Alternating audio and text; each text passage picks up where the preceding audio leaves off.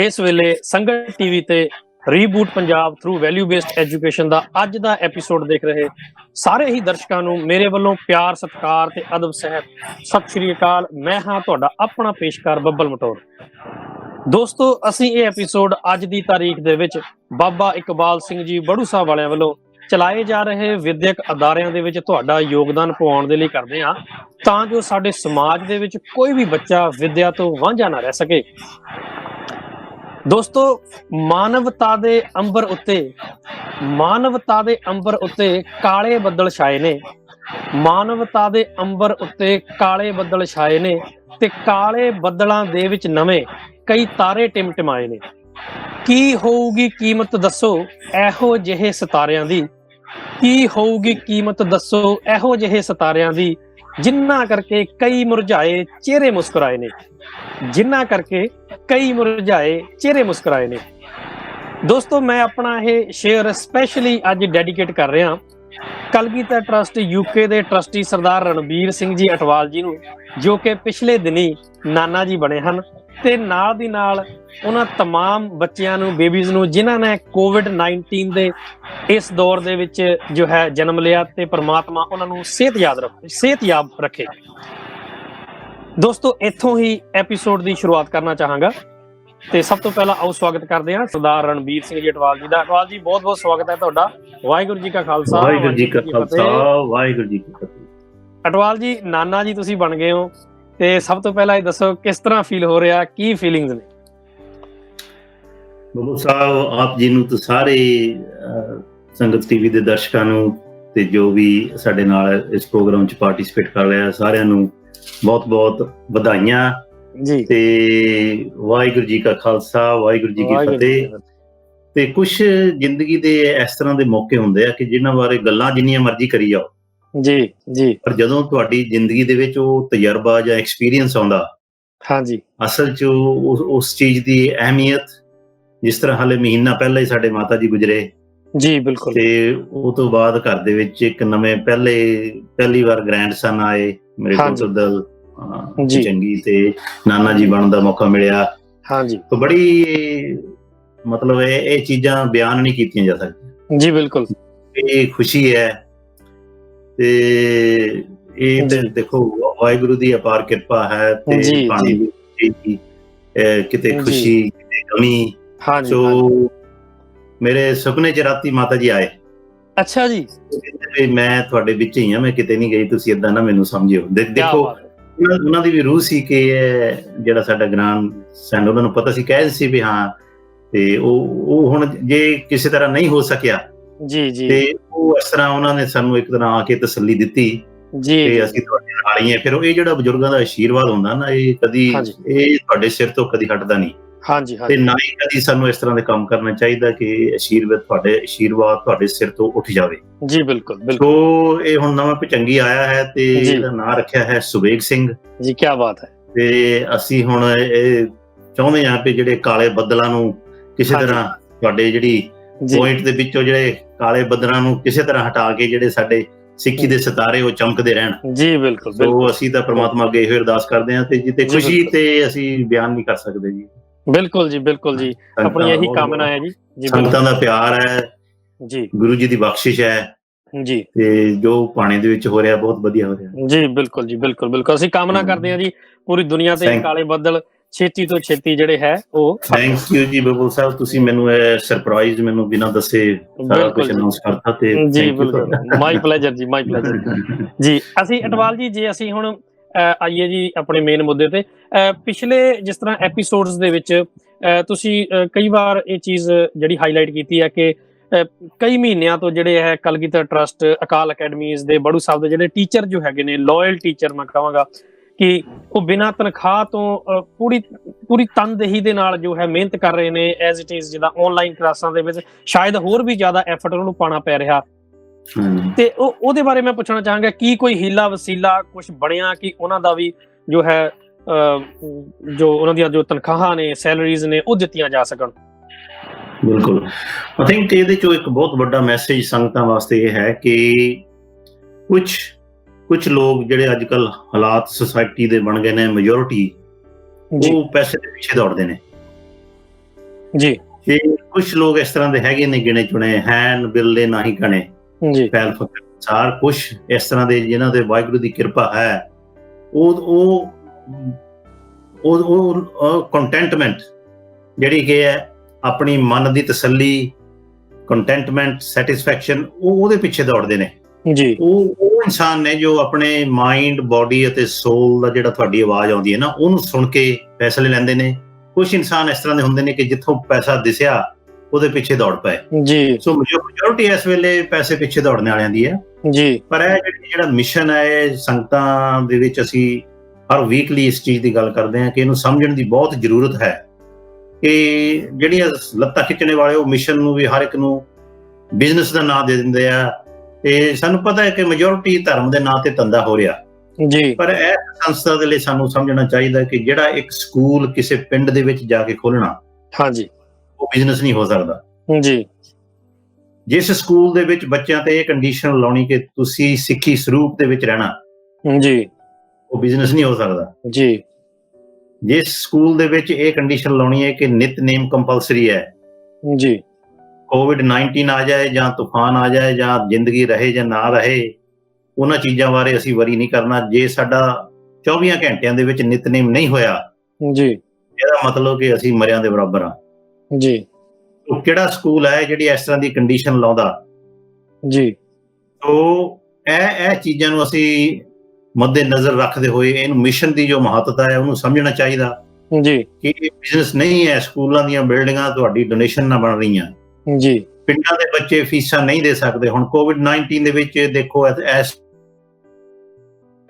ਸਰਕਾਰ ਨੇ, UK ਦੇ ਵਿੱਚ ਅਸੀਂ ਬੈਠੇ ਹਾਂ, 80% ਸੈਲਰੀ ਜਿੰਨੇ ਵੀ ਕੋਵਿਡ ਅਫੈਕਟਡ EMPLOYEES 80% ਸੈਲਰੀ ਦੇ ਰਹੀ ਹੈ। ਤੇ ਇੰਡੀਆ ਦੇ ਵਿੱਚ ਹਾਈ ਕੋਰਟ ਨੇ ਡਿਸੀਜਨ ਦੇ ਦਿੱਤਾ ਕਿ ਜੇ ਕੋਵਿਡ ਦੇ ਵਿੱਚ ਬੱਚੇ ਸਕੂਲ ਨਹੀਂ ਜਾ ਰਹੇ ਤਾਂ ਫੀਸ ਦੇਣ ਦੀ ਲੋੜ ਨਹੀਂ। ਹੁਣ ਇਹ ਦੱਸੋ ਕਿ ਜੇ ਬੱਚੇ ਫੀਸ ਨਹੀਂ ਦੇਣਗੇ ਤੇ ਟੀਚਰਾਂ ਨੂੰ ਤਨਖਾਹਾਂ ਕਿੱਥੋਂ ਮਿਲਣਗੀਆਂ ਜੀ। ਸੋ ਇਹ ਉਹ ਟੀਚਰ ਨੇ, ਉਹ ਇਨਸਾਨ ਨੇ ਜਿਹੜੇ ਕਿ ਮਿਸ਼ਨ ਨਾਲ ਜੁੜੇ ਹੋਏ ਹਨ। ਪੈਸਾ ਉਹਨਾਂ ਦੇ ਲਈ ਜ਼ਰੂਰਤ ਸਾਰਿਆਂ ਦੀ ਹੈ, ਪਰ ਪੈਸਾ ਉਹਨਾਂ ਦਾ ਮਿਸ਼ਨ ਨਹੀਂ ਹੈ। ਤੋ 3-3 ਮਹੀਨੇ ਬਿਨਾਂ ਤਨਖਾਹਾਂ ਤੋਂ ਕੰਮ ਕਰ ਰਹੇ ਨੇ।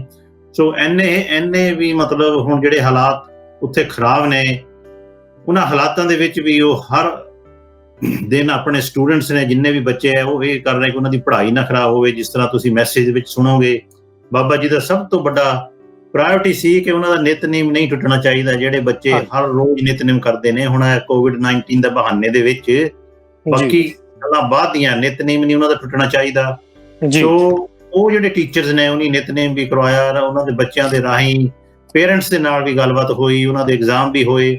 ਸੋ ਇਸ ਤਰ੍ਹਾਂ ਦੇ ਹਾਲਾਤਾਂ ਦੇ ਵਿੱਚ ਵੀ ਇਹ ਜਿਹੜੀ ਸੰਸਥਾ ਹੈ ਇਸ ਵੇਲੇ ਆਪਣਾ ਸਿਰ ਪਾਣੀ ਤੋਂ ਉੱਚੇ ਰੱਖ ਕੇ ਚੱਲ ਰਹੀ ਹੈ। ਸੋ ਸਾਡੀ ਸੰਗਤ ਅੱਗੇ ਇਹੀ ਬੇਨਤੀ ਹੈ ਕਿ ਜਿਸ ਤਰੀਕੇ ਨਾਲ ਵੀ ਤੁਸੀਂ, ਉਹਨਾਂ ਦਾ ਹੁਣ ਡਿਫਿਕਲਟ ਪੀਰੀਅਡ ਹੈ, ਕੋਈ ਸਰਕਾਰੀ ਸਹੂਲਤ ਨਹੀਂ ਹੈ ਤੇ ਕੋਈ ਆਪਣੇ ਧਾਰਮਿਕ ਅਦਾਰੇ ਵੀ ਬਹੁਤੀ ਵੱਧ ਚੜ ਕੇ ਇਹਨਾਂ ਚੀਜ਼ਾਂ ਦੀ ਇੰਪੋਰਟੈਂਸ ਨਹੀਂ ਸਮਝਦੇ, ਕਿਉਂਕਿ ਅਸੀਂ ਸਾਰੇ ਆਪਣੇ ਜਥੇਬੰਦੀਆਂ ਦੇ ਵਿੱਚ ਵੰਡੇ ਹੋਏ ਹਾਂ ਜੀ। ਸੋ ਅਲਟੀਮੇਟਲੀ ਗੱਲ ਤੇ ਫਿਰ ਸੰਗਤ ਦੀ ਕਚਹਿਰੀ ਵਿੱਚ ਆ ਜਾਂਦੀ ਹੈ ਕਿ ਸੰਗਤ, ਬੜੂ ਸਾਹਿਬ ਤੋਂ ਉਹਨਾਂ ਨੇ ਅਪੀਲ ਵੀ ਕੀਤੀ ਹੈ ਕਿ ਜੇ ਤੁਸੀਂ ਆਪਣੀ ਬਹੁਤਾ ਨਹੀਂ ਕੁਝ ਕਰ ਸਕਦੇ, ਘੱਟੋ ਘੱਟ ਆਪਣੀ ਇੱਕ ਦਿਨ ਦੀ ਜਿਹੜੀ ਅਰਨਿੰਗ ਹੈ, ਇੱਕ ਦਿਨ ਦੀ ਤਨਖਾਹ ਇਸ ਮਿਸ਼ਨ ਦੇ ਵਿੱਚ ਜ਼ਰੂਰ ਪਾਓ ਜੀ। ਸੋ ਇਹ ਸਾਡੀ ਅੱਜ ਫਿਰ ਸੰਗਤ ਅੱਗੇ ਅਪੀਲ ਹੈ ਕਿ ਅਸੀਂ ਰੀਬੂਟ ਪੰਜਾਬ ਦੀ ਗੱਲ ਕਰਦੇ ਹਾਂ ਕਿ ਇਸ ਵੇਲੇ ਦਾਸ ਦਾ ਇਹੋ ਹੀ ਵਿਚਾਰ ਹੈ ਜੋ ਅਸੀਂ ਆਪਣੇ ਲਾਈਫ ਦਾ ਤਜਰਬਾ ਦੇਖਿਆ ਕਿ ਇੱਕੋ ਇੱਕ ਆਰਗੇਨਾਈਜੇਸ਼ਨ ਜੋ ਇਸ ਵੇਲੇ ਪੰਜਾਬ ਨੂੰ ਬਚਾ ਸਕਦੀ ਹੈ ਜੇ ਅਸੀਂ ਸਾਰੇ ਰਲ ਮਿਲ ਕੇ ਇਸੀ ਪੈਟਰਨ ਦੇ ਉੱਤੇ 500 ਸਕੂਲ ਪੰਜਾਬ ਦੇ ਵਿੱਚ ਹੋ ਜਾਣ ਤੇ ਉਹ ਪੰਜਾਬ ਮੁੜ ਕੇ ਉਹਨਾਂ ਬੁਲੰਦੀਆਂ ਦੇ ਉੱਤੇ ਜਾ ਸਕਦਾ। ਸੋ ਇਹ ਸਾਡੀ ਅਪੀਲ ਹੈ। ਤੇ ਟੀਚਰਾਂ ਬਾਰੇ ਮੈਂ ਤੁਹਾਨੂੰ ਦੱਸ ਹੀ ਦਿੱਤਾ ਕਿ ਉਹ ਬੜੇ ਰੂਹਾਨੀ ਰੂਹਾਂ ਨੇ ਜਿਹੜੀਆਂ ਕਿ ਇਸ ਮਿਸ਼ਨ ਨਾਲ ਜੁੜੀਆਂ ਹੋਈਆਂ ਕਿ 3-3 ਮਹੀਨੇ ਤਨਖਾਹ ਨਾ ਮਿਲਣ ਦੇ ਬਾਵਜੂਦ ਵੀ ਉਹਨਾਂ ਨੂੰ ਪਤਾ ਹੈ ਕਿ ਉਹ ਸਾਡੀ ਤਨਖਾਹ ਮਰੇਗੀ ਨਹੀਂ, ਮਿਲ ਜ਼ਰੂਰ ਜਾਏਗੀ। ਤੇ ਜੋ ਮਿਸ਼ਨ ਦੇ ਵਿੱਚੋਂ ਸੈਟਿਸਫੈਕਸ਼ਨ ਲੈ ਰਹੇ ਆ, ਜੋ ਪਿੰਡਾਂ ਦੇ ਬੱਚਿਆਂ ਨੂੰ ਸਿੱਖੀ ਦੇ ਨਾਲ ਜੋੜਨਾ ਤੇ ਉਹਨਾਂ ਨੂੰ ਵਿਦਿਆ ਦੇ ਵਿੱਚ, ਇਹ ਦੇਖ ਲਓ ਕਿ 15 ਡਿਸਟ੍ਰਿਕਟਾਂ ਦੇ ਵਿੱਚ, ਆਪਣੇ ਪੰਜਾਬ ਦੇ 24 ਡਿਸਟ੍ਰਿਕਟ ਚੋਂ 15 ਡਿਸਟ੍ਰਿਕਟ ਚ ਅਕਾਲ ਅਕੈਡਮੀਜ਼ ਹੈਗੀਆਂ ਨੇ ਤੇ 15 ਡਿਸਟ੍ਰਿਕਟ ਚੋਂ 11 ਡਿਸਟ੍ਰਿਕਟ ਦੇ ਬੱਚੇ ਟੌਪ 1 2 3 ਪੋਜੀਸ਼ਨਾਂ ਦੇ ਵਿੱਚ ਆਏ ਨੇ। ਇਹ ਉਹ ਬੱਚੇ ਨੇ ਜਿਹੜੇ ਸਿੱਖੀ ਸਰੂਪ ਦੇ ਨਾਲ ਜੁੜੇ ਹੋਏ ਨੇ। ਨਿਤਨੇਮ ਕੰਪਲਸਰੀ ਹੈ, ਸਹਿਜ ਪਾਠ ਵੀ ਨਾਲ ਕਰਨੇ ਨੇ, ਅਖੰਡ ਪਾਠੀ ਵੀ ਨੇ ਤੇ ਵਿਦਿਆ ਦੇ ਵਿੱਚ ਟੌਪ ਪੋਜੀਸ਼ਨ ਲਈਆਂ ਨੇ ਜੀ। ਸੋ ਇਹਨੂੰ ਬਿਜ਼ਨਸ ਕਹੋਗੇ ਜਾਂ ਇਹਨੂੰ ਮਿਸ਼ਨ ਕਹੋਗੇ ਜੀ ਜੀ।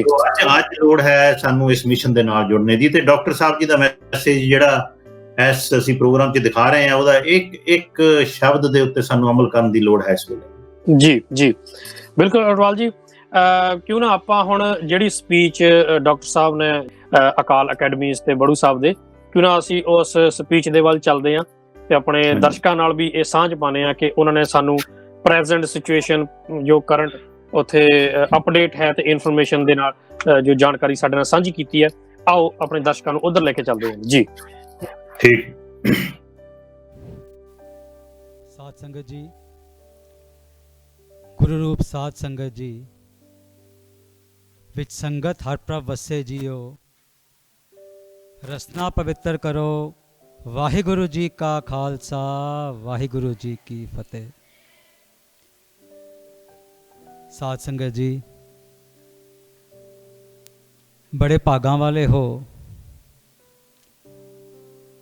ਜੋ ਕਿ ਆਪ ਜੀ ਨੇ ਪਿਛਲੇ ਤਕਰੀਬਨ 3 ਹਫ਼ਤਿਆਂ ਤੋਂ ਇਸ ਤਪੋ ਭੂਮੀ ਵਿੱਚ ਸਹਿਜ ਪਾਠ ਜੋ ਆਰੰਭ ਹੋਏ ਸੀ ਉਸਦੇ ਦਰਸ਼ਨ ਕੀਤੇ ਹਨ, ਪਾਠ ਸਰਵਨ ਕੀਤਾ ਹੈ। ਅੱਜ ਪਾਠ ਸੰਪੂਰਨ ਹੋਏ ਹਨ, ਉਪਰੰਤ ਕੀਰਤਨ ਹੋਇਆ ਹੈ।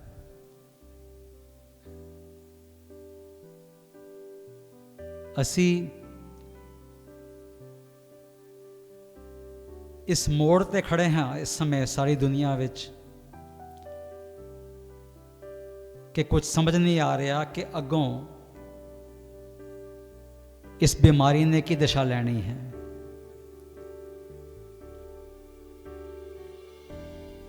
ਬੜੀ ਵਾਰੀ ਇਹ ਵਿਚਾਰ ਵੀ ਆਉਂਦੇ ਹਨ ਕਿ ਇਹ ਸਮਾਂ ਕਿਉਂ ਦੇਖਣ ਨੂੰ ਮਿਲਿਆ। ਮਹਾਰਾਜ ਜੀ ਬਖਸ਼ਿਸ਼ ਕਰਦੇ ਹਨ, ਦੁਖ ਦਾਰੂ ਸੁਖ ਰੋਗ ਪਿਆ, ਜਾ ਸੁਖ ਤਾਮ ਨਾ ਹੋਈ। ਦੁੱਖ ਜੋ ਹੈ ਉਹ ਦਵਾਈ ਦਾ ਕੰਮ ਕਰਦਾ ਹੈ। ਕਿਸ ਵਿੱਚ ਪਦਾਰਥਵਾਦ ਦੀ ਬਿਮਾਰੀ ਨੂੰ ਤੋਂ ਸਾਨੂੰ ਦੂਰ ਕਰਨ ਵਾਸਤੇ, ਪਰਮਾਰਥ ਵਿੱਚ ਦੇ ਰਸਤੇ ਤੇ ਚੱਲਣ ਵਾਸਤੇ, ਅੰਦਰ ਨਾਮ ਵਸਾਉਣ ਵਾਸਤੇ ਦੁੱਖ ਹਨ ਉਹ ਦਵਾਈ ਦਾ ਕੰਮ ਕਰਦੇ ਹਨ, ਤੇ ਜੋ ਸੁੱਖ ਹਨ ਉਹ ਰੋਗ ਹਨ। ਕਿਉਂਕਿ ਮਹਾਰਾਜ ਫਰਮਾਉਂਦੇ ਹਨ ਕਿ ਜਿੱਥੇ ਸੁੱਖ ਹੈ, ਸਰੀਰ ਦਾ ਸੁੱਖ ਹੈ, ਆਤਮਿਕ ਸ਼ਾਂਤੀ, ਮਨ ਦੀ ਸ਼ਾਂਤੀ, ਮਨ ਦੇ ਸੁੱਖ ਦੀ ਗੱਲ ਨਹੀਂ ਹੋ ਰਹੀ, ਸਰੀਰਕ ਸੁੱਖ ਦੀ ਗੱਲ ਹੋ ਰਹੀ ਹੈ। ਜਿੱਥੇ ਸਰੀਰ ਦਾ ਸੁੱਖ ਹੈ ਉੱਥੇ ਫਿਰ ਪਰਮਾਰਥ ਦਾ ਵਾਸ ਨਹੀਂ ਹੈ, ਉੱਥੇ ਪਰਮਾਰਥ ਦੇ ਰਸਤੇ ਤੇ ਚੱਲਣ ਦੀ ਖਿੱਚ ਨਹੀਂ ਹੈ। ਜਰਾ ਅਸੀਂ ਵਿਚਾਰੀਏ ਕਿ ਇਸ ਜਨਮ ਵਿੱਚ ਅਸੀਂ ਕਿਸ ਕੰਮ ਆਏ ਸੀ ਤੇ ਕਿਸ ਕੰਮ ਲੱਗ ਗਏ। ਪੰਜਵੇਂ ਪਾਤਸ਼ਾਹ ਫਰਮਾਉਂਦੇ ਹਨ, ਭਈ ਪ੍ਰਾਪਤ ਮਾਨੁਖ ਦੇ ਹੁਰੀਆ, ਗੋਬਿੰਦ ਮਿਲਨ ਕੀ ਇਹ ਤੇਰੀ ਬਰੀਆ,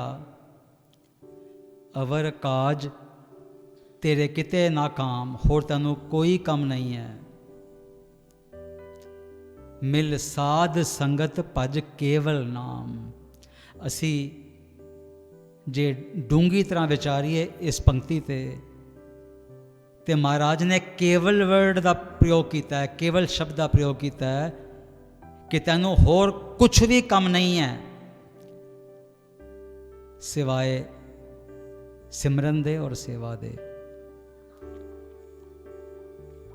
8 ਪਹਿਰ ਆਰਾਧੀਏ, 8 ਪਹਿਰ ਆਰਾਧਨਾ ਕਰਨ ਦੀ ਗੱਲ ਕੀਤੀ ਗਈ ਹੈ। ਹੱਥ ਪਾਉਂ ਤੇ ਕੰਮ ਕਰ ਚੀਤ ਨਿਰੰਜਨ ਨਾਲ। ਕੰਮ ਕਰਦੇ ਵੀ ਅਸੀਂ ਮਹਾਰਾਜ ਦਾ ਸਾਡਾ ਧਿਆਨ ਚਿੱਤ ਮਹਾਰਾਜ ਵੱਲ ਹੋਣਾ ਚਾਹੀਦਾ, ਤੁਰਦੇ ਫਿਰਦੇ ਵੀ ਧਿਆਨ ਗੁਰੂ ਵੱਲ ਹੋਣਾ ਚਾਹੀਦਾ। ਇਹ ਸਾਨੂੰ ਆਦੇਸ਼ ਹੈ, ਗੁਰਬਾਣੀ ਇਹ ਰਸਤਾ ਦਿਖਾ ਰਹੀ ਹੈ। ਤੇ ਅਸੀਂ ਕਿਸ ਕੰਮ ਲੱਗ ਗਏ ਸੀ? ਕੋਡੀਆਂ ਇਕੱਠੀਆਂ ਕਰਨ ਲੱਗੇ ਸੀ, ਪਦਾਰਥ ਇਕੱਠੇ ਕਰਨ ਲੱਗੇ ਸੀ, ਪੈਸਾ ਇਕੱਠਨ ਕਰਨ ਲੱਗੇ ਸੀ, ਵੱਡੀ ਵੱਡੀ ਕੋਠੀਆਂ ਬਣਾ ਲਈਆਂ ਸੀਗੀਆਂ, ਵੱਡੀ ਕਾਰਾਂ ਖਰੀਦ ਲਈਆਂ ਸੀਗੀਆਂ। ਇਹ ਸੋਚ ਰਹੇ ਸੀ ਕਿ ਇੱਥੋਂ ਜਾਣਾ ਹੀ ਨਹੀਂ ਕਦੇ। ਹਲਕਾ ਜਿਹਾ ਹਲੂਣਾ ਲੱਗਿਆ ਹੈ, ਹਲਕਾ ਜਿਹਾ ਝੋਂਕਾ ਆਇਆ ਹੈ ਤੇ ਅਸੀਂ ਘਰਾਂ ਵਿੱਚ ਬੰਦ ਹੋ ਗਏ ਹਾਂ। ਮਹਾਰਾਜ ਵੱਲੋਂ ਸਾਨੂੰ ਇਹ ਸਮਾਂ ਮਿਲ ਗਿਆ ਹੈ ਸੋਚਣ ਦਾ ਕਿ ਮੈਂ ਕਿਸ ਕੰਮ ਆਇਆ ਸੀ ਤੇ ਕਿਸ ਕੰਮ ਲੱਗਿਆ ਹੋਇਆ। ਸੋ ਅਸੀਂ ਇਸ ਸਿਚੁਏਸ਼ਨ ਤੋਂ ਬਹੁਤ ਜ਼ਿਆਦਾ ਡਿਸਪੋਨੈਂਟ ਨਹੀਂ ਹੋਣਾ, ਬਹੁਤ ਜ਼ਿਆਦਾ ਡਿਪਰੈਸ ਨਹੀਂ ਹੋਣਾ। ਅਸੀਂ ਇਸ ਨੂੰ ਇਸ ਤਰ੍ਹਾਂ ਲੈਣਾ ਹੈ ਕਿ ਮਹਾਰਾਜ ਨੇ ਇਹ ਹਲੂਣਾ ਦਿੱਤਾ ਹੈ, ਇਹ ਸਮਾਂ ਦਿੱਤਾ ਹੈ ਕਿ ਅਸੀਂ ਜਿਸ ਕੰਮ ਆਏ ਸੀ ਉਹ ਸਮਾਂ ਸਫਲਾ ਕਰੀਏ। ਬੈਠ ਕੇ ਅਸੀਂ ਰੋਜ਼ ਅੰਮ੍ਰਿਤ ਵੇਲੇ ਉੱਠ ਕੇ ਨਿਤਨੇਮ ਕਰੀਏ, ਗੁਰੂ ਵਾਲੇ ਬਣੀਏ, ਨਾਮ ਜਪੀਏ, ਸੇਵਾ ਕਰੀਏ। ਇਹੀ ਸਾਡਾ ਅਵਸਰ ਹੈ, ਇਹੀ ਸਾਡੀ ਬਾਰੀ ਹੈ ਸੱਚੀ ਕਮਾਈ ਕਰਨ ਦੀ।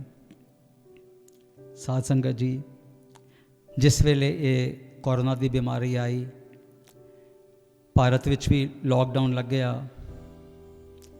ਮਹਾਪੁਰਸ਼ ਬਾਬਾ ਇਕਬਾਲ ਸਿੰਘ ਜੀ ਨੇ ਸਾਨੂੰ ਕੁਝ ਆਦੇਸ਼ ਦੇ ਦਿੱਤੇ। ਪਹਿਲਾ ਆਦੇਸ਼ ਇਹ ਦਿੱਤਾ ਕਿ ਅਸੀਂ ਜੋ ਇਹ ਬੱਚਿਆਂ ਨੂੰ ਅਸੀਂ ਪੜ੍ਹਾ ਰਹੇ ਹਾਂ ਅਕਾਲ ਅਕੈਡਮੀਆਂ ਵਿੱਚ, 125 ਅਕੈਡਮੀਆਂ ਜੋ ਕਿ 5 ਸਟੇਟਸ ਵਿੱਚ 60,000 ਬੱਚੇ ਪੜ੍ਹ ਰਹੇ ਹਨ, ਜੋ ਅਸੀਂ ਬੱਚਿਆਂ ਨੂੰ ਪੜ੍ਹਾ ਰਹੇ ਹਾਂ। ਧਿਆਨ ਰੱਖੋ ਕਿ ਇਹਨਾਂ ਦਾ ਨਿਤਨੇਮ ਨਾ ਟੁੱਟੇ। ਘਰਾਂ 'ਚ ਟੈਲੀਫੋਨ ਕਰਕੇ ਪੇਰੈਂਟਸ ਨੂੰ ਬੋਲੋ ਕਿ ਇਹ ਆਪਣੇ ਗੁਰੂ ਨਾਲ ਜੁੜ ਜਾਣ। ਜੋ ਨਿਤਨੇਮ ਦਾ ਅਸੀਂ ਰੂਟੀਨ ਬਣਾਇਆ ਸੀ ਉਹ ਟੁੱਟੇ ਨਾ ਬੱਚਿਆਂ ਦਾ। ਦੂਸਰਾ ਹੁਕਮ ਹੋਇਆ ਕਿ ਅਸੀਂ ਜਿਤਨਾ ਹੋ ਸਕੇ ਸੰਗਤ ਨੂੰ ਪ੍ਰੇਰੀਏ ਕਿ ਜਿਤਨਾ ਵੀ ਅਸੀਂ ਨਾਮ ਜਪ ਸਕਦੇ ਹਾਂ, ਪਾਠ ਕਰ ਸਕਦੇ ਹਾਂ, ਕੀਰਤਨ ਕਰ ਸਕਦੇ ਹਾਂ, ਕਰੀਏ, ਤਾਂ ਕਿ ਜੋ ਇਹ ਸਮਾਂ ਆਇਆ ਹੈ ਇਸ ਨੂੰ ਸਫਲਾ ਕਰ ਸਕੀਏ, ਇਹ ਟਲ ਜਾਏ। ਤੇ ਤੀਸਰਾ ਬਚਨ ਆਪ ਜੀ ਦਾ ਸੀ ਕਿ ਅਸੀਂ ਕੋਸ਼ਿਸ਼ ਕਰੀਏ ਕਿ ਬੱਚਿਆਂ ਨੂੰ ਐਕਟਿਵਲੀ ਸਾਰਾ ਦਿਨ ਐਨਗੇਜ ਕਰਕੇ ਰੱਖੀਏ। ਜੋ ਉਹਨਾਂ ਦੀ ਪੜ੍ਹਾਈ ਅਸੀਂ ਦਿਨ 'ਚ ਕਰਾ ਰਹੇ ਹਾਂ ਉਹ ਵੀ ਨਾ ਟੁੱਟੇ। ਸੋ ਸਾਧ ਸੰਗਤ ਜੀ, ਮਹਾਪੁਰਸ਼ਾਂ ਦੇ ਹੁਕਮ ਤੇ ਫੁੱਲ ਚੜ੍ਹਾਉਂਦੇ ਹੋਏ ਅਸੀਂ ਫਿਰ ਇਹ ਪਲਾਨ ਕੀਤਾ ਤੇ ਬੱਚਿਆਂ ਨੂੰ ਅਸੀਂ ਐਨਗੇਜ ਕਰਨਾ ਸ਼ੁਰੂ ਕੀਤਾ। ਸਾਰੇ ਸਾਡੇ ਜਿਤਨੇ ਵੀ 60,000 ਬੱਚੇ ਹਨ, 5,000 ਦੇ ਕਰੀਬ ਟੀਚਰ ਹਨ ਸਾਡੇ, ਸਾਰੇ ਇਸ ਕੰਮ ਵਿੱਚ ਜੁਟ ਗਏ ਕਿ ਬੱਚਿਆਂ ਨੂੰ ਰੋਜ਼ ਟੈਲੀਫੋਨ ਕਰਕੇ WhatsApp ਤੇ ਮੈਸੇਜ ਭੇਜ ਕੇ ਇਕੱਠਾ ਕਰਨਾ 8 ਵਜੇ ਕਿ ਭਾਈ ਨਿਤਨੇਮ ਦਾ ਸਮਾਂ ਹੋ ਗਿਆ, ਅਸੀਂ ਨਿਤਨੇਮ ਕਰੀਏ। ਨਿਤਨੇਮ ਤੋਂ ਉਪਰੰਤ ਬੱਚਿਆਂ ਦਾ ਰੂਟੀਨ ਆਨਲਾਈਨ ਕਲਾਸਿਸ ਸ਼ੁਰੂ ਹੋ ਗਈਆਂ। ਸਾਰੇ ਬੱਚੇ ਪਿੰਡਾਂ ਵਿੱਚ ਰਹਿੰਦੇ ਹਨ, ਕਨੈਕਟੀਵਿਟੀ ਦੀ ਵੀ ਪ੍ਰੋਬਲਮ ਸੀ। ਘਰਾਂ ਵਿੱਚ ਬੱਚਿਆਂ ਕੋਲ ਲੈਪਟਾਪ ਜਾਂ ਕੰਪਿਊਟਰ ਦੀ ਫੈਸਿਲਿਟੀ ਵੀ ਨਹੀਂ ਸੀ, ਪਰ ਸ਼ੇਅਰ ਕਰਕੇ ਮੋਬਾਈਲ, ਇੱਕ ਘਰ 'ਚ ਮੋਬਾਈਲ ਸੀ, 4-5 ਵਿਅਕਤੀ ਉਸ ਨੂੰ ਇਸਤੇਮਾਲ ਕਰਦੇ ਹਨ।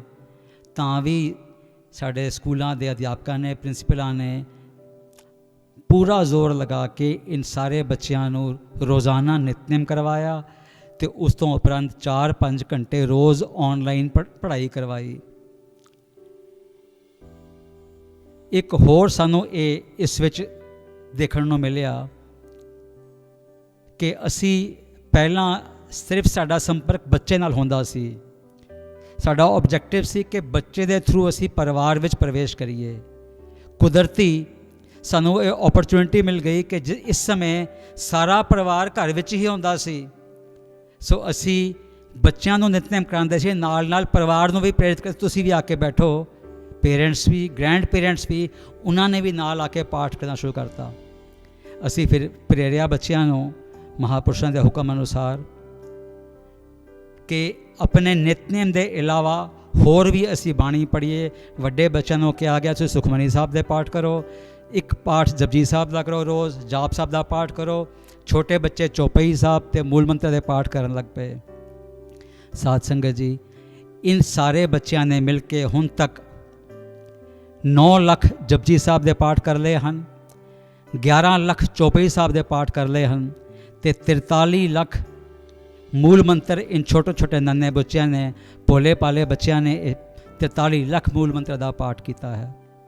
ਇਸ ਤੋਂ ਇਲਾਵਾ ਬੜੂ ਸਾਹਿਬ ਪਿਛਲੇ ਦਿਨਾਂ ਵਿੱਚ 101 ਅਖੰਡ ਪਾਠ ਰੱਖੇ ਗਏ ਤੇ ਫਿਰ ਲਗਾਤਾਰ 2 ਹਫ਼ਤੇ ਸੁਖਮਨੀ ਸਾਹਿਬ ਦਾ ਪਾਠ, ਰੂਟੀਨ ਪਾਠ ਦੇ ਇਲਾਵਾ ਰੋਜ਼ ਸਾਰੀ ਸੰਗਤ ਮਿਲ ਕੇ 400-500 ਅਸੀਂ ਸਾਰੇ ਲੋਕ ਇੱਥੇ ਜੋ ਸੇਵਾਦਾਰ ਸੀ ਮਿਲ ਕੇ ਅਸੀਂ ਸੁਖਮਨੀ ਸਾਹਿਬ ਦੇ ਪਾਠ ਵੀ ਕਰਦੇ ਰਹੇ। ਹੁਣ ਆਪ ਜੀ ਨਾਲ ਸਾਰਿਆਂ ਨੇ ਰਲ ਮਿਲ ਕੇ ਇਹ ਸਹਿਜ ਪਾਠ ਵੀ ਕੀਤਾ ਹੈ। ਸਾਧ ਸੰਗਤ ਜੀ, ਦਾਸ ਸਾਹਿਬ ਜੀ ਨੂੰ ਇਹ ਵੀ ਜਾਣੂ ਕਰਾਉਣਾ ਚਾਹੁੰਦਾ ਹੈ ਕਿ ਜੋ ਅਸੀਂ ਇਹ ਆਨਲਾਈਨ ਪੜ੍ਹਾਈ ਕਰਾਈ ਗਈ ਹੈ, ਸ਼ਾਇਦ ਇਸ ਤਰ੍ਹਾਂ ਦਾ ਹੋਰ ਕਿਧਰੇ ਵੀ ਦੁਨੀਆ ਵਿੱਚ ਕੋਈ ਇਹ ਤਜਰਬਾ ਨਹੀਂ ਕੀਤਾ ਗਿਆ ਜਿੱਥੇ ਕਿ 60,000 ਸਕੂਲ ਦੇ ਬੱਚਿਆਂ ਨੂੰ 4 ਸਾਲ ਦੀ ਉਮਰ ਤੋਂ ਲੈ ਕੇ ਤੇ 17 ਸਾਲ ਦੀ ਉਮਰ ਤੱਕ ਦੇ ਬੱਚਿਆਂ ਨੂੰ ਲਗਾਤਾਰ 2 ਮਹੀਨੇ ਆਨਲਾਈਨ ਦੁਨਿਆਵੀ ਵਿੱਦਿਆ ਦੇ ਨਾਲ ਨਾਲ ਅਧਿਆਤਮਕ ਵਿੱਦਿਆ ਵੀ ਕਰਵਾਈ ਗਈ। ਉਸ ਤੋਂ ਉਪਰੰਤ 1 ਮਹੀਨੇ ਦੀ ਪੜ੍ਹਾਈ ਤੋਂ ਬਾਅਦ ਅਸੀਂ 40,000 ਬੱਚਿਆਂ ਦਾ ਅਸੀਂ ਆਨਲਾਈਨ ਅਸੈਸਮੈਂਟ ਵੀ ਕੀਤੀ, ਇਮਤਿਹਾਨ ਵੀ ਲਿਆ ਕਿ ਜਿਹੜੀ ਅਸੀਂ ਪਿਛਲੇ ਦਿਨਾਂ ਵਿੱਚ ਪੜ੍ਹਾਈ ਕੀਤੀ ਸੀ ਉਹ ਕਿਸ ਤਰ੍ਹਾਂ ਰਹੀ। ਤੇ ਸਾਰੇ ਹੀ ਬੱਚੇ ਬੜੇ ਅੱਛੇ ਨੰਬਰ ਲੈ ਕੇ ਸਾਨੂੰ ਖੁਸ਼ੀ ਹੋਈ ਪੇਰੈਂਟਸ ਨਾਲ ਸ਼ੇਅਰ ਕਰਦੇ ਹੋਏ ਕਿ ਪਾਸ ਹੋਏ ਹਨ। ਇੱਕ ਹੋਰ ਅਸੀਂ ਡਿਵੈਲਪਮੈਂਟ ਦੇਖੀ ਕਿ ਪਿਛਲੇ ਹੀ ਦਿਨਾਂ ਤੋਂ ਦਾਸ ਨੂੰ ਇੱਕ ਫੋਨ ਆ ਗਿਆ ਸੈਕਰਾਮੈਂਟੋ ਕੈਲੀਫੋਰਨੀਆ ਤੋਂ ਕਿ ਬਈ ਸੁਣਿਆ ਹੈ ਕਿ ਅਕਾਲ ਅਕੈਡਮੀ ਆਨਲਾਈਨ ਪੜ੍ਹਾਈ ਕਰਾ ਰਹੀ ਹੈ, ਸਾਡੇ ਬੱਚੇ ਨੂੰ ਇੱਥੇ ਇਹ ਐਕਸਪੋਜ਼ਰ ਨਹੀਂ ਹੋਇਆ ਕਿ ਤੁਸੀਂ ਮੇਰੇ ਬੱਚੇ ਨੂੰ ਵੀ ਨਾਲ ਪੜ੍ਹਾਈ ਕਰਾ ਸਕਦੇ ਹੋ। ਤੇ ਅਸੀਂ ਇੱਕ ਇਹ ਵੀ ਨਵਾਂ ਤਜਰਬਾ ਕੀਤਾ ਕਿ ਅਕਾਲ ਅਕੈਡਮੀ ਬੜੂ ਸਾਹਿਬ ਜੇ ਬੈਠੇ ਹੋਏ ਅਸੀਂ ਇੰਟਰਨੈਸ਼ਨਲ ਲੈਵਲ 'ਤੇ ਸੈਕਰਾਮੈਂਟੋ ਕੈਲੀਫੋਰਨੀਆ 'ਚ ਬੈਠੇ ਬੱਚੇ ਨੂੰ ਅਸੀਂ ਨਾਲ ਕਲਾਸ ਵਿੱਚ ਜੋੜ ਲਿਆ। ਇਸ ਤੋਂ ਉਪਰੰਤ ਡੈਲਸ ਟੈਕਸਸ ਦੇ ਵੀ 3 ਬੱਚੇ ਹੋਰ ਜੁੜ ਗਏ। ਤੇ ਹੁਣ ਇਹ ਜੋ ਅਸੀਂ ਆਨਲਾਈਨ ਪੜ੍ਹਾਈ ਕਰਾ ਰਹੀ ਹੈ ਇਸ ਤਰ੍ਹਾਂ ਜਾਪ ਰਿਹਾ ਹੈ ਕਿ ਇਹ ਇੱਕ ਮੁਹਿੰਮ ਚੱਲ ਪਿਆ ਹੈ ਤੇ ਸਾਰੀ ਦੁਨੀਆ ਦੇ ਬੱਚੇ ਹੀ ਹੌਲੇ ਹੌਲੇ ਸਾਡੇ ਨਾਲ ਜੁੜ ਜਾਣਗੇ, ਪਰਮਾਤਮਾ ਦੇ ਨਾਲ ਜੁੜਨਗੇ, ਗੁਰੂ ਦੇ ਜਸ ਗਾਣਗੇ। ਸਾਧ ਸੰਗਤ ਜੀ, ਦਾਸ ਆਪ ਜੀ ਨੂੰ ਬੇਨਤੀ ਕਰਨਾ ਚਾਹੇਗਾ ਕਿ ਜੋ ਇਹ ਸੇਵਾਵਾਂ ਸਾਰੀਆਂ ਚੱਲ ਰਹੀਆਂ ਹਨ, 23 ਤਰੀਕ ਨੂੰ ਅਚਾਨਕ ਲਾਕਡਾਊਨ ਅਨਾਉਂਸ ਕਰ ਦਿੱਤਾ ਗਿਆ। ਸਾਡਾ ਨਵਾਂ ਸੈਸ਼ਨ ਸਕੂਲਾਂ ਦਾ 23 ਤਰੀਕ ਨੂੰ ਹੀ ਸ਼ੁਰੂ ਹੋਣਾ ਸੀ। ਉਸ ਤੋਂ ਉੱਪਰ ਹਾੜੀ ਦੀ ਫਸਲ ਕੱਟੀ ਗਈ, ਪਰ ਕਿਉਂਕਿ ਸਕੂਲ ਵਿੱਚ ਪੇਰੈਂਟਸ ਨਹੀਂ ਆ ਰਹੇ ਸੀ, ਬੱਚੇ ਨਹੀਂ ਆ ਰਹੇ ਸੀ, ਤੇ ਸਾਨੂੰ ਫੀਸ ਲੈਣੀ ਔਖੀ ਹੋ ਗਈ, ਫੀਸ ਨਹੀਂ ਮਿਲੀ ਸਾਨੂੰ। ਉਸ ਦੇ ਬਾਵਜੂਦ ਅਕਾਲ ਅਕੈਡਮੀਆਂ ਦੇ ਪ੍ਰਿੰਸੀਪਲਸ ਔਰ ਟੀਚਰਸ ਨੇ ਲਗਾਤਾਰ ਤਨ ਮਨ ਨਾਲ ਸੇਵਾ ਕੀਤੀ, ਬਿਨਾਂ ਤਨਖਾਹ ਲਏ। ਪਿਛਲੇ 3 ਮਹੀਨਿਆਂ ਤੋਂ ਉਹਨਾਂ ਨੇ ਤਨਖਾਹਾਂ ਨਹੀਂ ਲਈਆਂ। ਉਸ ਦੇ ਬਾਵਜੂਦ ਆਨਲਾਈਨ ਪੜ੍ਹਾਈ ਕਰਾਉਂਦੇ ਰਹੇ, ਬੱਚਿਆਂ ਨੂੰ ਰੋਜ਼ ਨਿਤਨੇਮ ਕਰਾਉਂਦੇ ਰਹੇ, ਨਿਤਨੇਮ ਦੇ ਇਲਾਵਾ ਹੋਰ ਪਾਠ ਜਪਜੀ ਸਾਹਿਬ, ਚੌਪਈ ਸਾਹਿਬ ਦੇ ਪਾਠ ਵੀ ਕਰਾਉਂਦੇ ਰਹੇ। ਸਾਧ ਸੰਗਤ ਜੀ, ਦਾਸ ਹੱਥ ਬੰਨ੍ਹ ਕੇ ਬੇਨਤੀ ਕਰਦਾ ਹੈ ਕਿ ਸੰਤ ਅਤਰ ਸਿੰਘ ਮਹਾਰਾਜ ਜੀ ਵੀ ਕਹਿੰਦੇ ਹੁੰਦੇ ਸਨ ਕਿ ਜੇ ਹਰ ਸਿੱਖ ਆਪਣਾ ਦਸਵੰਧ ਕੱਢਣਾ ਸ਼ੁਰੂ ਕਰ ਦੇਵੇ ਤੇ ਸਾਰੇ ਹੀ ਪੰਥ ਦੇ ਕਾਰਜ ਸਹਿਜ ਸਬਾਏ ਪੂਰੇ ਹੋ ਜਾਣਗੇ, ਜਾ ਕੇ ਮੰਗਣ ਦੀ ਲੋੜ ਨਹੀਂ ਪੈਣੀ। ਸਾਧ ਸੰਗਤ ਜੀ, ਇਹ ਸਮਾਂ ਆ ਗਿਆ ਹੈ। ਗੁਰਮਤਿ ਦਾ ਜੋ ਪਹਿਲਾ ਸਬਕ ਹੈ ਕਿ ਸਿੱਖੀ ਦੇ ਸਕੂਲ ਵਿੱਚ ਦਾਖਲਾ ਬੱਚਾ ਲੈਂਦਾ ਹੈ ਅੰਮ੍ਰਿਤ ਛਕ ਕੇ, ਤੇ ਰਾਹ ਚੱਲਣਾ ਤਾਂ ਸਿੱਖਦਾ ਹੈ ਜਦ ਕਿ ਉਸ ਨੂੰ ਮਾਇਆ ਤੋਂ ਪਕੜ ਹਟਦੀ ਹੈ। ਕਾਲ ਖਾਏ ਕਿਛ ਹੱਥੋਂ ਦੇ, ਨਾਨਕ ਰਾਹ ਪਛਾਣੇ ਸੇ। ਸਾਧ ਸੰਗਤ ਜੀ, ਜੋ ਇਹ ਸਾਨੂੰ, ਜੋ ਸਾਡੇ ਵਿਰਸੇ ਵਿੱਚ ਸਾਨੂੰ ਮਿਲਿਆ ਹੈ ਦਸਵੰਧ ਕੱਢਣਾ, ਅਸੀਂ ਇਸ ਨੂੰ ਪਕਾਈਏ। ਅਸੀਂ ਸਾਰੇ ਪੰਥ ਨੂੰ, ਸਾਰਿਆਂ ਨੂੰ ਬੇਨਤੀ ਕਰਾਂਗੇ ਕਿ ਵੱਧ ਚੜ੍ਹ ਕੇ ਅਸੀਂ ਦਸਵੰਧ ਕੱਢੀਏ, ਪੂਰਾ ਦਸਵੰਧ ਕੱਢੀਏ, ਤਾਂ ਕਿ ਜੋ ਵੀ ਪੰਥ ਦੇ ਇਹ ਕਾਰਜ ਚੱਲ ਰਹੇ ਹਨ, ਲੰਗਰ ਚੱਲ ਰਹੇ ਹਨ, ਵਿਦਿਆਵਾਂ ਹੋ ਰਹੀਆਂ ਹਨ, ਇਹ ਸਾਰੇ ਕਾਰਜ ਪੰਥ ਦੇ ਸਹਿਜ ਸਬਾਏ ਹੀ ਪੂਰੇ ਹੋ ਜਾਣਗੇ ਜੇ ਅਸੀਂ ਦਸਵੰਧ ਕੱਢੀਏ। ਤੇ ਜੋ ਸਾਡਾ ਹਿੱਸਾ ਬਣਦਾ ਹੈ ਗੁਰੂ ਦੀ ਗੋਲਕ ਦਾ, ਗੁਰੂ ਦੇ ਖਜ਼ਾਨੇ ਦਾ, ਉਹ ਅਸੀਂ ਜ਼ਰੂਰ ਪਾਈਏ। ਇੰਨਾ ਕਹਿੰਦਾ ਹੋਇਆ ਦਾਸ ਸਾਰਿਆਂ ਤੋਂ ਭੁੱਲ ਚੁੱਕ ਦੀ ਖਿਮਾ ਲੈਂਦਾ ਹੈ। ਵਾਹਿਗੁਰੂ ਜੀ ਕਾ ਖਾਲਸਾ, ਵਾਹਿਗੁਰੂ ਜੀ ਕੀ ਫਤਿਹ। ਇੱਕ ਵਾਰ ਫਿਰ ਤੋਂ ਸਵਾਗਤ ਹੈ ਸਾਰੇ ਹੀ ਦਰਸ਼ਕਾਂ ਦਾ ਸੰਗਤ ਟੀਵੀ ਦੇ ਇਸ ਐਪੀਸੋਡ ਦੇ ਵਿੱਚ। ਦੋਸਤੋ, ਆਪਾਂ ਦੇਖਿਆ ਕਿ ਡਾਕਟਰ ਵੀਰ ਜੀ ਨੇ ਜੋ ਸਪੀਚ ਦਿੱਤੀ ਉਹਦੇ ਵਿੱਚ ਕਿੰਨੀ ਇਨਫੋਰਮੇਸ਼ਨ ਸਾਨੂੰ ਜੋ ਦਿੱਤੀ ਹੈ। ਅਟਵਾਲ ਜੀ, ਨੋ ਡਾਊਟ ਕਿ ਇਸ ਵਕਤ ਡਾਰਕ ਟਾਈਮ ਚੱਲ ਰਿਹਾ, ਬਟ ਜੇ ਅਸੀਂ ਬ੍ਰਾਈਟਰ ਸਾਈਡ ਦੇਖੀਏ ਤਾਂ ਦੇਖੋ ਇੱਕ ਬੜੀ ਸਟ੍ਰੇਂਜ ਇੱਕ ਗੱਲ ਹੋਈ ਹੈ ਕਿ ਸੈਕਰਾਮੈਂਟੋ ਕੈਲੀਫੋਰਨੀਆ ਤੋਂ ਕਾਲ ਆਉਂਦੀ ਹੈ ਬੜੂ ਸਾਹਿਬ ਕਿ ਸਾਡੇ ਅਮਰੀਕਾ ਤੋਂ ਜੋ ਬੱਚਿਆਂ ਨੂੰ ਆਨਲਾਈਨ ਜੋ ਕਲਾਸਿਸ ਤੁਸੀਂ ਕੋਵਿਡ-19 ਦੇ ਇਸ ਦੌਰ 'ਚ ਦੇ ਰਹੇ ਹੋ ਉਹਦੇ ਵਿੱਚ ਇਨਵੋਲਵ ਕਰ ਲਓ, ਤੇ ਉਹ ਕਰ ਲਏ ਜਾਂਦੇ ਹਨ। ਤੇ ਉਹ ਕਰਿਕੂਲਮ ਜਾਂ ਉਹ ਐਕਟੀਵਿਟੀਜ਼ ਉਹ ਵੀ ਜੋ ਹੈ ਕਹਿ ਲਓ ਵੀ ਇੰਟਰਨੈਸ਼ਨਲ ਲੈਵਲ ਤੇ ਉਹ ਲੈਣ ਲੱਗ ਜਾਂਦੇ ਹਨ। ਕਿਸ ਤਰ੍ਹਾਂ ਦੇਖਦੇ ਹੋ ਇੱਕ ਨਵੀਂ ਪਹਿਲ ਨੂੰ, ਇੱਕ ਨਵੇਂ ਐਕਸਪੈਰੀਮੈਂਟ ਨੂੰ?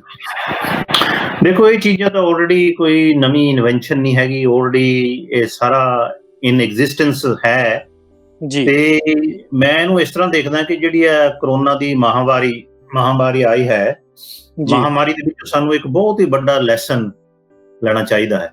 ਜੀ ਪੂਰੀ ਜਿਹੜਾ ਸਮਾਜ ਇਸ ਵੇਲੇ ਇੱਕ ਭੇਡ ਚਾਲ ਦੇ ਵਿੱਚ, ਜਿਹੜਾ ਮੈਂ ਦੱਸਿਆ ਨਾ ਕਿ ਮਾਇਆ ਦੇ ਪਿੱਛੇ ਜਿਹੜੀ ਦੌੜ ਲੱਗੀ, ਉਹ ਭੇਡ ਚਾਲ ਵਾਲੀ ਦੌੜ ਦੇ ਵਿੱਚ ਪਿਆ ਹੋਇਆ ਸੀ। ਤੇ ਪ੍ਰਮਾਤਮਾ ਨੇ ਇੱਕ ਬਹੁਤ ਹੀ ਇਹੋ, ਮੈਂ ਕਹਿੰਦਾ ਇੱਕ ਇਸ ਤਰ੍ਹਾਂ ਦਾ ਮੌਕਾ ਹੈ ਕਿ ਦੁੱਖ ਦਾਰੂ ਸੁੱਖ ਰੋਗ ਪਿਆ। ਇਸ ਦੁੱਖ ਦੇ ਵਿੱਚੋਂ ਜੇ ਅਸੀਂ ਸਦੀਵੀ ਸੁੱਖ ਨਹੀਂ ਲੱਭ ਸਕਦੇ ਤੇ ਸਭ ਤੋਂ ਵੱਡਾ ਮੂਰਖ ਕੋਈ ਨਹੀਂ ਜੀ। ਸੋ ਇਹ ਸਭ ਤੋਂ ਵੱਡਾ ਮੈਸੇਜ ਹੈ। ਪਰ ਅਸੀਂ ਇਹ ਦੌੜ ਇਹਦੇ ਵਿੱਚੋਂ ਥੋੜਾ ਜਿਹਾ ਸੋਚੀਏ ਕਿ ਸਾਡਾ ਜੀਵਨ ਦਾ, ਜਿਸ ਤਰ੍ਹਾਂ ਡਾਕਟਰ ਸਾਹਿਬ ਜੀ ਨੇ ਦੱਸਿਆ ਕਿ ਜੀਵਨ ਦਾ ਸਾਡਾ ਮਿਸ਼ਨ ਕੀ ਹੈ, ਅਸੀਂ ਆਏ ਕੀ ਕਰਨਾ ਹੈ ਜੀ। ਕਿਉਂਕਿ ਅਸੀਂ ਤੇ ਸੋਚਦੇ ਸੀ ਸਾਡੇ ਤੋਂ ਬਿਨਾਂ ਦੁਨੀਆ ਇੱਕ ਦਿਨ ਨਹੀਂ ਚੱਲ ਸਕਦੀ। ਹਾਂਜੀ ਹਾਂਜੀ, ਇਸ ਤਰ੍ਹਾਂ ਦੀਆਂ ਸਾਡੀਆਂ ਜ਼ਿੰਮੇਵਾਰੀਆਂ, ਨਿਤਨੇਮ ਲਈ ਸਾਡੇ ਕੋਲ ਟਾਈਮ ਨਹੀਂ। ਸਿੱਖੀ ਸਰੂਪ ਸਾਨੂੰ ਔਖਾ ਹੀ ਬਹੁਤ ਲੱਗਦਾ ਜੀ। ਤੇ ਗੁਰੂਆਂ ਨੇ ਜਿਹੜਾ ਸਾਨੂੰ, ਹੁਣ ਤੇ ਚਲੋ ਅਸੀਂ ਆਨਲਾਈਨ ਤੇ ਇਹ ਤੇ ਨਵੀਂ ਟੈਕਨੀਕ ਹੈ, ਜਿਹੜਾ ਆਨਲਾਈਨ ਤੋਂ ਵੀ ਜਿਹੜਾ ਵਧੀਆ ਤਰੀਕਾ ਗੁਰੂ ਸਾਹਿਬਾਨਾਂ ਨੇ ਦਿੱਤਾ, ਗੁਰ ਮੇਰੇ ਸੰਗ ਸਦਾ ਹੈ ਨਾਲੇ, ਤੇ ਜਿਹੜਾ ਸ਼ਬਦ ਗੁਰੂ ਦਾ ਗਿਆਨ ਹੈ, ਗੁਰੂ ਗ੍ਰੰਥ ਸਾਹਿਬ ਜੀ ਦਾ ਗਿਆਨ ਹੈ, ਅਸੀਂ ਤੇ ਉਹ ਸਾਰਾ ਵਿਸਾਰੀ ਬੈਠੇ ਹਾਂ ਜੀ। ਸੋ ਇਹ ਇੱਕ ਬਹੁਤ ਵੱਡਾ ਮੌਕਾ ਹੈ ਕਿ ਅਸੀਂ ਸਮਝੀਏ ਕਿ ਜੋ ਫਿਲਾਸਫੀ ਆਪਣੇ 10 ਗੁਰੂ ਸਾਹਿਬਾਨਾਂ ਨੇ ਆਪਣੇ ਜੀਵਨ ਤੇ ਹਰ ਤਰ੍ਹਾਂ ਦੀ ਮੁਸੀਬਤ ਹੰਢਾ ਕੇ, ਮੈਨੂੰ ਨਹੀਂ ਲੱਗਦਾ ਕਿ ਕਿਹੜਾ ਗੁਰੂ ਸਾਡਾ ਮਾਇਆ ਪਿੱਛੇ ਦੌੜਿਆ ਜੀ। ਮਾਇਆ ਉਹਨਾਂ ਦੇ ਪਿੱਛੇ ਦੌੜੀ ਹੈ ਜੀ। ਉਹਨੇ ਮੈਸੇਜ ਦਿੱਤਾ ਵਨਨੈਸ ਦਾ। ਹੁਣ ਵਨਨੈਸ ਦਾ ਮੈਸੇਜ ਦੇ ਅਸੀਂ ਇਹ ਕਰੋਨਾ ਦੀ ਮਹਾਮਾਰੀ ਦੇ ਵਿੱਚੋਂ ਵਨਨੈਸ ਦਾ ਮੈਸੇਜ ਨਹੀਂ ਸਮਝ ਸਕਦੇ ਤਾਂ ਸਾਡੇ ਬਹੁਤ ਹੀ ਮੰਦੇ ਭਾਗ ਹੋਣਗੇ। ਸੋ ਪ੍ਰਮਾਤਮਾ ਇੱਕ ਹੈ ਜੀ। ਉਹ ਤੋਂ ਬਾਅਦ ਸਾਡਾ ਗੁਰੂ, ਸਾਡਾ ਇੱਕ ਗੁਰੂ ਇੱਕ ਹੈ ਜੀ। ਇਸ ਤਰ੍ਹਾਂ ਦਾ ਗੁਰੂ, ਸ਼ਬਦ ਗੁਰੂ ਗ੍ਰੰਥ ਸਾਹਿਬ ਜੀ, ਜਿਹੜਾ ਕਿ ਪੂਰੀ ਮਨੁੱਖਤਾ, ਪੂਰੀ ਮਾਨਵਤਾ ਦਾ ਗੁਰੂ ਹੈ ਜੀ। ਇਹ ਮੈਸੇਜ ਸਾਨੂੰ ਲੈ ਕੇ ਜਾਣਾ ਹੈਗਾ ਘਰ ਘਰ ਤੱਕ ਵੀ ਠੀਕ ਹੈ, ਤੁਹਾਡਾ ਕੋਈ ਵੀ ਦੀਨ, ਧਰਮ, ਰੰਗ, ਕਲਚਰ, ਕੁਝ ਵੀ ਹੈ ਤੁਹਾਡਾ ਫੇਥ, ਇਸ ਚੀਜ਼ ਨੂੰ ਅਸੀਂ ਨਹੀਂ ਝੁਠਲਾ ਨਹੀਂ ਸਕਦੇ ਕਿ ਪ੍ਰਮਾਤਮਾ ਇੱਕ ਹੈ। ਇਸ ਨੂੰ ਅਸੀਂ ਝੁਠਲਾ ਨਹੀਂ ਸਕਦੇ ਕਿ ਗੁਰੂ ਵੀ ਇੱਕ ਹੈ, ਸ਼ਬਦ ਗੁਰੂ ਦਾ। ਇਸ ਚੀਜ਼ ਨੂੰ ਅਸੀਂ ਝੁਠਲਾ ਨਹੀਂ ਸਕਦੇ ਕਿ ਧਰਮ ਵੀ ਸਾਡਾ ਸਾਰਿਆਂ ਦਾ ਇੱਕੋ ਹੀ ਹੈ, ਮਾਨਵਤਾ ਦਾ ਧਰਮ ਜੀ। ਬਿਲਕੁਲ ਬਿਲਕੁਲ, ਮਾਨਵਤਾ ਦਾ ਧਰਮ, ਜਿਹੜਾ ਕਿ ਸੁਖਮਨੀ ਸਾਹਿਬ ਦੇ ਵਿੱਚ ਬੜਾ ਕਲੀਅਰਲੀ ਕਿਹਾ, ਸਭ ਧਰਮ ਮੈਂ ਸ੍ਰੇਸ਼ਟ ਧਰਮ ਜੀ, ਹਰ ਕੋ ਨਾਮ ਜਪ ਨਿਰਮਲ ਕਰਮ।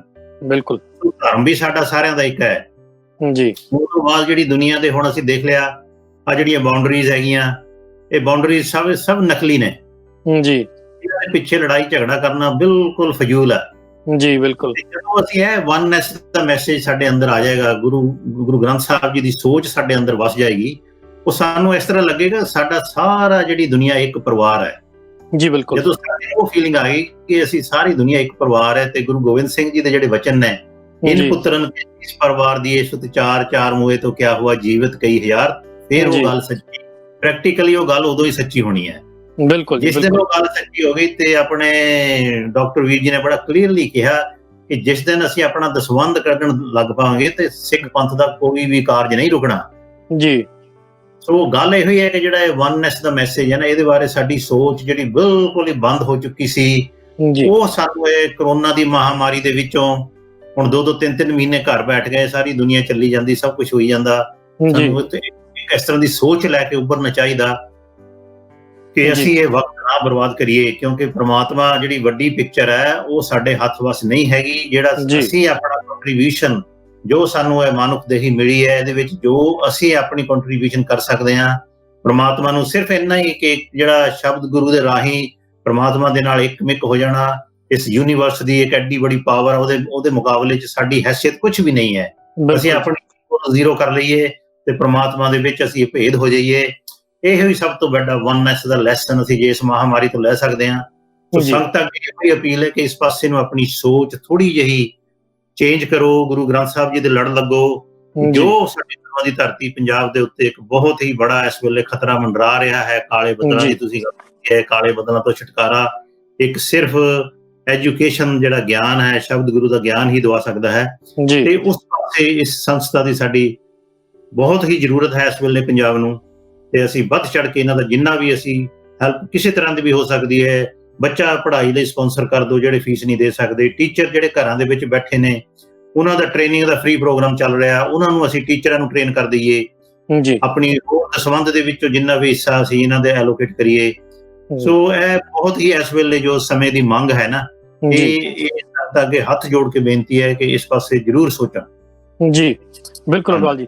ਸੋ ਆਪਣੇ ਦਰਸ਼ਕਾਂ ਅੱਗੇ ਅਸੀਂ ਇਹੀ ਗੁਜ਼ਾਰਿਸ਼ ਕਰਾਂਗੇ ਕਿ ਜੇਕਰ ਤੁਸੀਂ ਕਿਸੇ ਵੀ ਤਰ੍ਹਾਂ ਦੀ ਕੋਈ ਹੈਲਪ ਕਰਨੀ ਚਾਹੁੰਦੇ ਹੋ ਬੜੂ ਸਾਹਿਬ ਤੇ ਅਕਾਲ ਅਕੈਡਮੀਜ਼ ਨੂੰ COVID-19 ਦੇ ਕਰਕੇ, ਜਾਂ ਕਿਸੇ ਬੱਚੇ ਨੂੰ ਵੈਸੇ ਤੁਸੀਂ ਸਪਾਂਸਰ ਕਰਨਾ ਚਾਹੁੰਦੇ ਹੋ, ਤਾਂ ਤੁਸੀਂ ਸਾਡੇ ਟੀਵੀ ਸਕਰੀਨ ਤੇ ਆ ਰਹੇ ਕੰਟੈਕਟ ਨੰਬਰ, ਈਮੇਲ ਤੇ ਵੈਬਸਾਈਟ ਦੇ ਰਾਹੀਂ ਸਾਡੇ ਨਾਲ ਸੰਪਰਕ ਕਰ ਸਕਦੇ ਹੋ ਤੇ ਸਾਨੂੰ ਆਪਣੀ ਫੀਡਬੈਕ ਵੀ ਦੇ ਸਕਦੇ ਹੋ।